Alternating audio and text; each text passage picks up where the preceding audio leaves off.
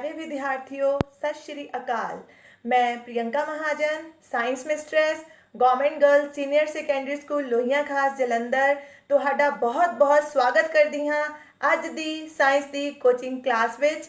ਬੇਟਾ ਮੈਂ ਤੁਹਾਨੂੰ ਕਰਵਾਵਾਂਗੀ chapter number 16 management of natural resources ਕੁਦਰਤੀ ਸਾਧਨਾਂ ਦਾ ਪ੍ਰਬੰਧ ਦੇ MCQs। ਬੇਟਾ MCQs ਸਟਾਰਟ ਕਰਨ ਤੋਂ ਪਹਿਲਾਂ ਅਸੀਂ ਡਿਸਕਸ ਕਰਾਂਗੇ ਕੁਝ ਇੰਪੋਰਟੈਂਟ ਪੁਆਇੰਟਸ ਜਿਸ ਦੇ ਨਾਲ ਤੁਹਾਡੇ MCQs ਆਸਾਨੀ ਨਾਲ ਸੋਲਵ ਹੋ ਜਾਣਗੇ।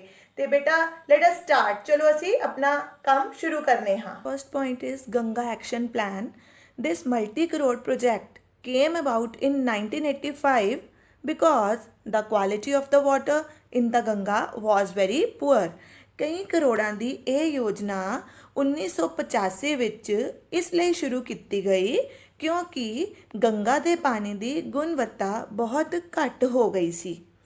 Second point is coliform is a group of bacteria found in human intestines whose presence in the water indicates contamination by disease causing microorganisms। Coliform ਜੀਵਾਣੂਆਂ ਦਾ ਇੱਕ ਅਜਿਹਾ ਵਰਗ ਹੈ ਜੋ ਮਨੁੱਖ ਦੀਆਂ ਆਂਦਰਾਂ ਵਿੱਚ ਪਾਇਆ ਜਾਂਦਾ ਹੈ। ਪਾਣੀ ਵਿੱਚ ਇਸ ਦੀ ਮੌਜੂਦਗੀ ਜੀਵਾਣੂਆਂ ਦੁਆਰਾ ਪਾਣੀ ਦਾ ਦੂਸ਼ਿਤ ਹੋਣਾ ਦਰਸਾਉਂਦੀ ਹੈ। ਗੰਗਾ ਦੇ ਪਾਣੀ ਵਿੱਚ ਪ੍ਰਦੂਸ਼ਣ ਇਸ ਕੋਲੀਫਾਰਮ ਬੈਕਟੀਰੀਆ ਦੀ ਮੌਜੂਦਗੀ ਕਾਰਨ ਹੋਇਆ ਹੈ। 5 hour and 3 hours। Next is 5 hours and 3 hours। ਬੇਟਾ ਤੁਸੀਂ 5 hour ਦਾ ਸਿਧਾਂਤ 3 hour ਦਾ ਸਿਧਾਂਤ ਪੜ੍ਹਿਆ ਹੋਏਗਾ। 5 hour ਵਿੱਚ ਜਿਹੜੇ 5 hour ਹਨ ਉਹ ਕੀ ਦਰਸਾਉਂਦੇ ਹਨ? First is refuse. ਰਿਫਿਊਜ਼ ਦਾ ਮਤਲਬ ਕਿ ਵਰਤੋਂ ਨਹੀਂ ਕਰਨੀ। ਸਾਨੂੰ ਅਜਿਹੇ ਪਦਾਰਥਾਂ ਦੀ ਵਰਤੋਂ ਨਹੀਂ ਕਰਨੀ ਜਿਹੜੇ ਸਾਡੇ ਵਾਤਾਵਰਣ ਲਈ ਹਾਨੀਕਾਰਕ ਹਨ, ਜਿਸ ਤਰ੍ਹਾਂ plastic. Second is reduce. Reduce ਦਾ ਮਤਲਬ ਹੈ ਘੱਟ ਵਰਤੋਂ ਕਰਨੀ।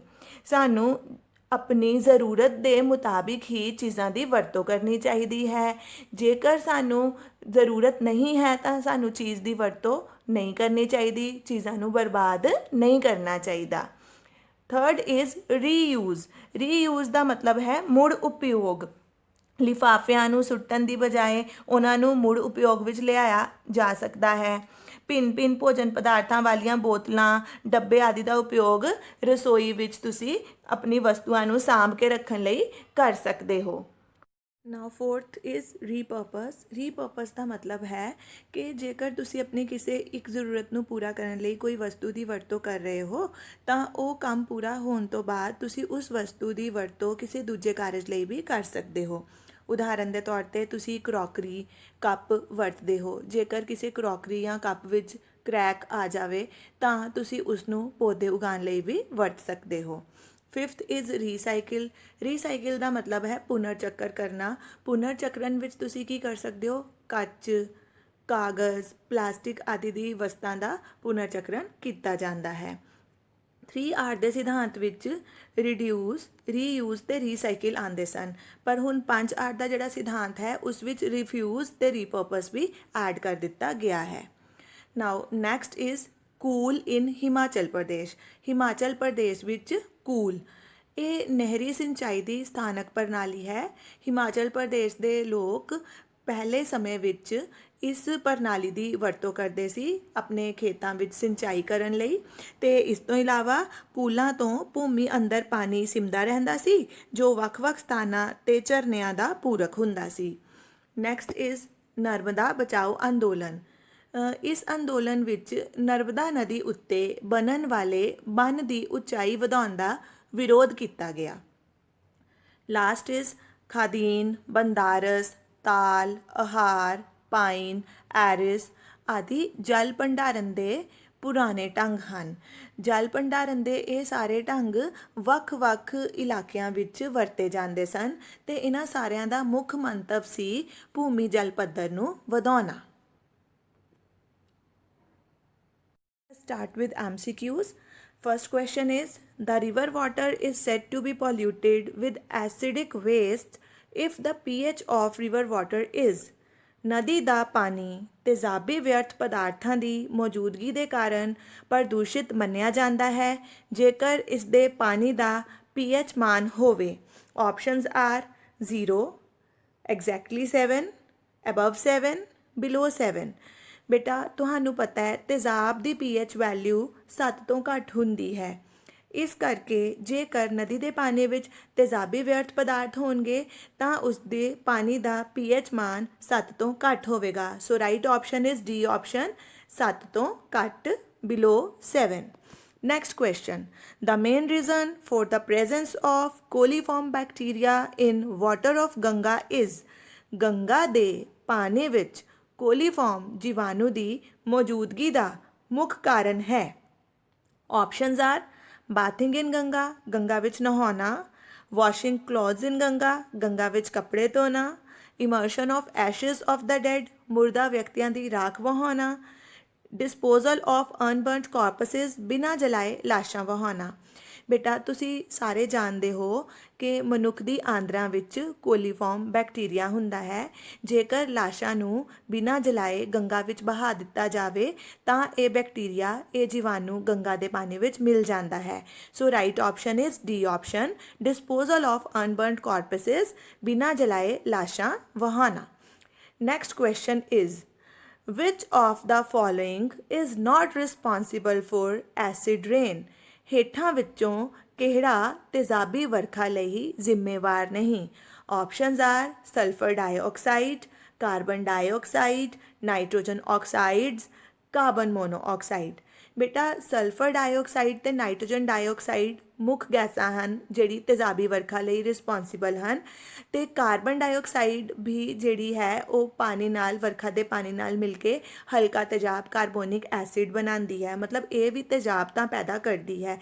ਪਰ ਕਾਰਬਨ ਮੋਨੋਆਕਸਾਈਡ ਅਜਿਹਾ ਕੋਈ ਤੇਜ਼ਾਬ ਨਹੀਂ ਬਣਾਉਂਦੀ। ਇਸ ਕਰਕੇ ਸਾਡੀ ਰਾਈਟ ਆਪਸ਼ਨ ਹੈ ਕਾਰਬਨ ਮੋਨੋਆਕਸਾਈਡ। ਕਾਰਬਨ ਮੋਨੋਆਕਸਾਈਡ ਜਿਹੜੀ ਹੈ ਉਹ ਤੇਜ਼ਾਬੀ ਵਰਖਾ ਲਈ ਜ਼ਿੰਮੇਵਾਰ ਨਹੀਂ। Next, snakes are killed in large numbers because, ਵੱਡੀ ਗਿਣਤੀ ਵਿੱਚ ਸੱਪ ਮਾਰੇ ਜਾਂਦੇ ਹਨ ਕਿਉਂਕਿ? Options are they are poisonous, ਇਹ ਜ਼ਹਿਰੀਲੇ ਹੁੰਦੇ ਹਨ, ਦੇ ਕਿਲ ਰੈਟਸ, ਇਹ ਚੂਹੇ ਮਾਰ ਦਿੰਦੇ ਹਨ, ਦੇਅਰ ਸਕਿਨ ਇਜ਼ ਐਕਸਪੈਂਸਿਵ, ਇਹਨਾਂ ਦੀ ਚਮੜੀ ਬਹੁਤ ਕੀਮਤੀ ਹੁੰਦੀ ਹੈ, ਦੇ ਡੈਮੇਜ ਦਾ ਕ੍ਰੌਪਸ, ਇਹ ਫਸਲਾਂ ਨੂੰ ਨੁਕਸਾਨ ਪਹੁੰਚਾਉਂਦੇ ਹਨ। ਬੇਟਾ ਜਿਹੜੀ ਸੱਪ ਦੀ ਚਮੜੀ ਹੈ ਉਹ ਬਹੁਤ ਕੀਮਤੀ ਹੁੰਦੀ ਹੈ, ਇਸ ਕਾਰਨ ਹੀ ਵੱਡੀ ਗਿਣਤੀ ਵਿੱਚ ਸੱਪ ਮਾਰੇ ਜਾਂਦੇ ਹਨ। So right option is C option, their skin is expensive, ਇਹਨਾਂ ਦੀ ਚਮੜੀ ਬਹੁਤ ਕੀਮਤੀ ਹੁੰਦੀ ਹੈ। So next question is what is the full form of GAP? GAP ਦਾ ਪੂਰਾ ਨਾਂ ਦੱਸੋ। ਬੇਟਾ ਗੈਪ ਦਾ G stands for Ganga, A is for action and P is for plan. So GAP ਦਾ ਪੂਰਾ ਨਾਂ ਹੋਇਆ Ganga action plan. So our right option is C option, Ganga action plan. Sixth question, environmental day is celebrated on, ਵਾਤਾਵਰਣ ਦਿਵਸ ਕਦੋਂ ਮਨਾਇਆ ਜਾਂਦਾ ਹੈ? ਬੇਟਾ right option is 5 ਜੂਨ, ਵਾਤਾਵਰਣ ਦਿਵਸ 5 ਜੂਨ ਨੂੰ ਮਨਾਇਆ ਜਾਂਦਾ ਹੈ। ਉਸ ਤਰ੍ਹਾਂ ਤੁਹਾਨੂੰ ਦੱਸ ਦਈਏ 28 ਫਰਵਰੀ ਨੂੰ ਨੈਸ਼ਨਲ ਸਾਇੰਸ ਡੇ ਹੁੰਦਾ ਹੈ ਅਤੇ 5 ਜੂਨ ਨੂੰ ਵਾਤਾਵਰਣ ਦਿਵਸ ਮਨਾਇਆ ਜਾਂਦਾ ਹੈ। Next question, dash are biodiversity hot spots, dash ਜੀਵ ਵਿਭਿੰਨਤਾ ਦੇ ਵਿਸ਼ੇਸ਼ ਸਥਲ ਹਨ। ਆਪਸ਼ਨਸ ਆਰ ਵਾਟਰ, ਪਾਣੀ, ਫੋਰੈਸਟ, ਜੰਗਲ, ਫੋਸਿਲ ਫਿਊਲਸ, ਪਥਰਾਟ ਬਾਲਣ। ਬੇਟਾ ਰਾਈਟ ਆਪਸ਼ਨ ਇਜ਼ ਫੋਰੈਸਟ, ਜੰਗਲ। ਜਿਹੜੇ ਜੰਗਲ ਹਨ ਉਹ ਜੀਵ ਵਿਭਿੰਨਤਾ ਦੇ ਵਿਸ਼ੇਸ਼ ਸਥਲ ਹਨ। ਫੋਰੈਸਟਸ ਆਰ ਬਾਇਓਡਾਇਵਰਸਿਟੀ ਹੌਟ ਸਪੌਟਸ, ਕਿਉਂਕਿ ਜੰਗਲਾਂ ਵਿੱਚ ਵੱਖ-ਵੱਖ ਤਰ੍ਹਾਂ ਦੇ ਜੀਵ ਜੰਤੂ ਪਾਏ ਜਾਂਦੇ ਹਨ। 8th question, the conservation of forest and wildlife has been a religious tenet for dash, dash ਲਈ ਜੰਗਲ ਅਤੇ ਜੰਗਲੀ ਜੀਵਾਂ ਦਾ ਸੁਰੱਖਿਅਨ ਉਹਨਾਂ ਦੇ ਧਾਰਮਿਕ ਵਿਸ਼ਵਾਸ ਦਾ ਹਿੱਸਾ ਹੈ। Options are Bishnoi community, Bishnoi ਸਮੁਦਾਇ, ਰੇਨੀ ਵਿਲੇਜਰਸ, ਰੇਨੀ ਪਿੰਡ ਦੇ ਵਾਸੀਆਂ ਲਈ, ਹਿਮਾਚਲ ਪ੍ਰਦੇਸ਼ ਪੀਪਲ, ਹਿਮਾਚਲ ਪ੍ਰਦੇਸ਼ ਦੇ ਲੋਕਾਂ ਲਈ। ਬੇਟਾ right option is A option, Bishnoi community, Bishnoi ਸਮੁਦਾਇ। ਬਿਸ਼ਨੋਈ ਸਮੁਦਾਇ ਦੇ ਲੋਕਾਂ ਲਈ ਜਿਹੜਾ ਜੰਗਲ ਅਤੇ ਜੰਗਲੀ ਜੀਵਾਂ ਦਾ ਸੁਰੱਖਿਅਨ ਹੈ ਉਹ ਧਾਰਮਿਕ ਵਿਸ਼ਵਾਸ ਦਾ ਹਿੱਸਾ ਹੈ। Next question is, over 400 years ago, parts of Himachal Pradesh had evolved a local system of canal irrigation called dash. ਲਗਭਗ 400 ਸਾਲ ਪਹਿਲਾਂ ਹਿਮਾਚਲ ਪ੍ਰਦੇਸ਼ ਦੇ ਕੁਝ ਖੇਤਰਾਂ ਵਿੱਚ ਨਹਿਰੀ ਸਿੰਚਾਈ ਦੀ ਸਥਾਨਕ ਪ੍ਰਣਾਲੀ ਦਾ ਵਿਕਾਸ ਹੋਇਆ ਜਿਸ ਨੂੰ ਡੈਸ਼ ਕਹਿੰਦੇ ਸਨ। So right option is A option ਕੂਲ। ਇਹ ਤੁਸੀਂ ਇੰਪੋਰਟੈਂਟ ਪੁਆਇੰਟਸ ਵਿੱਚ ਵੀ ਪੜ੍ਹ ਚੁੱਕੇ ਹੋ ਬੇਟਾ। ਕੂਲ ਹਿਮਾਚਲ ਪ੍ਰਦੇਸ਼ ਵਿੱਚ ਵਰਤੀ ਜਾਣ ਵਾਲੀ ਸਥਾਨਕ ਸਿੰਚਾਈ ਪ੍ਰਣਾਲੀ ਸੀ। 10th question, khadins are used in Rajasthan to. Rajasthan ਵਿੱਚ ਖਾਦੀਨ ਦੀ ਵਰਤੋਂ ਹੁੰਦੀ ਹੈ। Options are hold water for irrigation, ਸਿੰਚਾਈ ਲਈ ਪਾਣੀ ਇਕੱਠਾ ਕਰਨ ਲਈ, ਰਿਚਾਰਜ ਗਰਾਊਂਡ ਵਾਟਰ, ਭੂਮੀ ਹੇਠਲੇ ਜਲ ਦੀ ਪੂਰਤੀ ਲਈ, ਵਾਸ਼ ਕਲੋਥਸ, ਕੱਪੜੇ ਧੋਣ ਲਈ। ਸੋ ਬੇਟਾ ਇਹ ਵੀ ਤੁਸੀਂ ਇੰਪੋਰਟੈਂਟ ਪੁਆਇੰਟਸ ਵਿੱਚ ਡਿਸਕਸ ਕੀਤਾ ਸੀ ਕਿ ਭੂਮੀ ਹੇਠਲੇ ਜਲ ਦੀ ਪੂਰਤੀ ਲਈ ਖਾਦੀਨ ਦੀ ਵਰਤੋਂ ਕੀਤੀ ਜਾਂਦੀ ਹੈ। So right option is B option, recharge ground water, ਭੂਮੀ ਹੇਠਲੇ ਜਲ ਦੀ ਪੂਰਤੀ ਲਈ। Next question is, Sardar Sarovar dam is situated on the river. Sardar Sarovar dam ਕਿਸ ਨਦੀ ਤੇ ਹੈ? Options are Ganga, Yamuna, Narmada, Sutlej. ਬੇਟਾ ਸਰਦਾਰ ਸਰੋਵਰ ਡੈਮ ਨਰਮਦਾ ਨਦੀ ਤੇ ਬਣਿਆ ਹੋਇਆ ਹੈ। So C option is right option, Narmada. Last question, Amrita Devi Bishnoi sacrificed her life to save dash trees. Amrita Devi Bishnoi ਨੇ ਡੈਸ਼ ਰੁੱਖਾਂ ਨੂੰ ਬਚਾਉਣ ਲਈ ਆਪਣਾ ਬਲੀਦਾਨ ਦੇ ਦਿੱਤਾ। ਆਪਸ਼ਨਸ ਆਰ ਮੈਂਗੋ ਅੰਬ, ਪਿੱਪਲ, ਖੇਜਰੀ, ਟੀਕ।